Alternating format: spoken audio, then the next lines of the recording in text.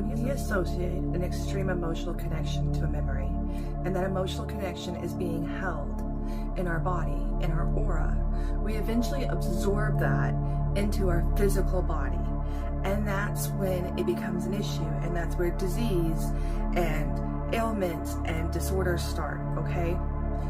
When this happens, you fill yourself up with the memory and you don't have any space in you. You're living in a memory, and when you get in a state of reaction, okay, and you trigger an attachment to yourself of this memory, and you live in this memory, and you're so full of this memory from this trauma that you don't have room for anything else in your world, okay? You're just sitting in this trauma. And that's where addictions start. That's where the root of the problem is, okay? We all have addictions. I don't care if it's shopping, if it's drugs, drinking. We all have addictions because we all have trauma. Even if we haven't carried trauma ourselves, we have generational trauma. We all have trauma here on earth. It's just a fact.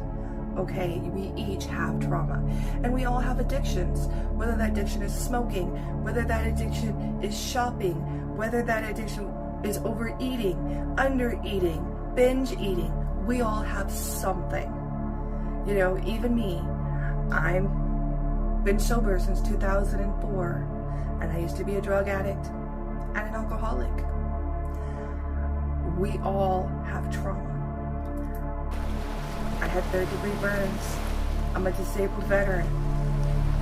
I'm a rape victim. I had a narcissistic mother. We all have trauma. Some people have more than others, but we all have trauma, and we have to learn how to work through that in a healthy way. So the biggest thing to remember is that when you don't release this trauma and we don't get rid of it out of our body, we carry it around. Memory equals emotion equals reaction. Addictions are the reaction from trauma. That's what they are. This is a cycle, and we repeat this cycle over and over and over again. The key to fixing this cycle is neutralizing it, okay? We have to neutralize the trauma. Addictions, anxiety, depression are not the cause. Those are the reaction or the expression from the cause. Your emotional attachment to negative reaction situations and memories. When we focus on trauma, we relive the trauma, and we don't want that. We've all been avoiding reliving our trauma. That's why we get into addictions, because we don't want to deal with it. We don't want to face it. In fact, we're running so fast we can't see straight. It comes to run or fight, right? And you know, the anger, the resentment, the fear, the shame, the guilt, the embarrassment from these emotions.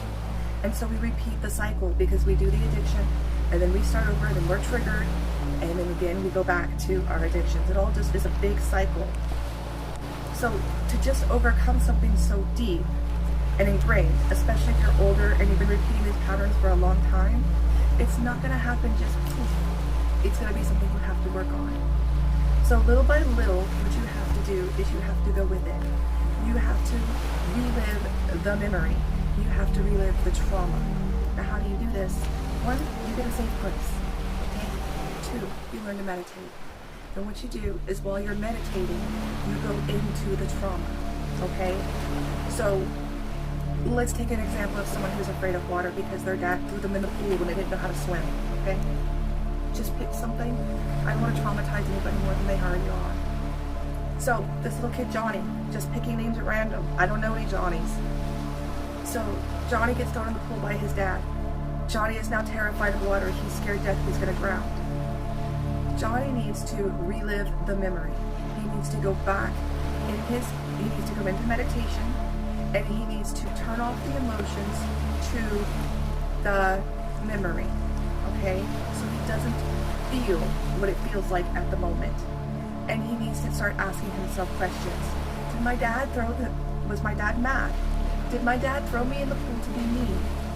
As an adult, looking at Johnny being thrown in the pool, Dad probably threw him because he was trying to help him have fun, play with him. But Johnny didn't see it that way. So you have to go back to, how did Dad feel? What went through Dad's mind? And then you have to come back and rationally think about that.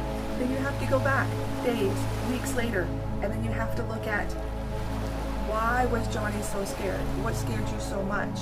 And then I want you to go through and replay going into the water of the pool and Dad throwing you in, but I don't want you to have any emotions. See it from a third person view. Watch Dad throw you in the pool from someone else's view. And watch that a couple times. And then it just goes on. And then you start going through the emotions and you go through one emotion at a time. And what happens is you neutralize your feelings from this and your fear and the trauma by replaying it over and over and over again. So you slowly go into it and you replay it a little tiny bit at a time. Baby steps, guys. Baby steps. We don't want to traumatize ourselves worse. So baby steps. But the idea of this is instead of running from the trauma and going to our addiction to cope with it, we learn to go within, meditate, and we learn to see it from another point of view. And by seeing it over and over and not having the emotions while we're seeing it, I'm not saying turn off your emotions. Do not turn off your emotions. That is very painful. They have done that. It is not fun. Don't do that. Do not turn off your emotions. That's horrible. Horrible. You want to talk about hell on earth? That is hell on earth. And I had 3rd-degree burns on 90% of my body, and that was way worse. Do not turn off your emotions. You need them. They teach you things. But so as you're learning, as you're going through this, pick what emotion am I going to deal with at a time? What aspect of this am I going to work on at a time? And you don't go into it being Johnny being thrown in the water again. That would be traumatizing. You go in it and you look through Dad's eyes. You go in it and you look through a third party's eyes and you watch what happens and you rationalize it as you go through it.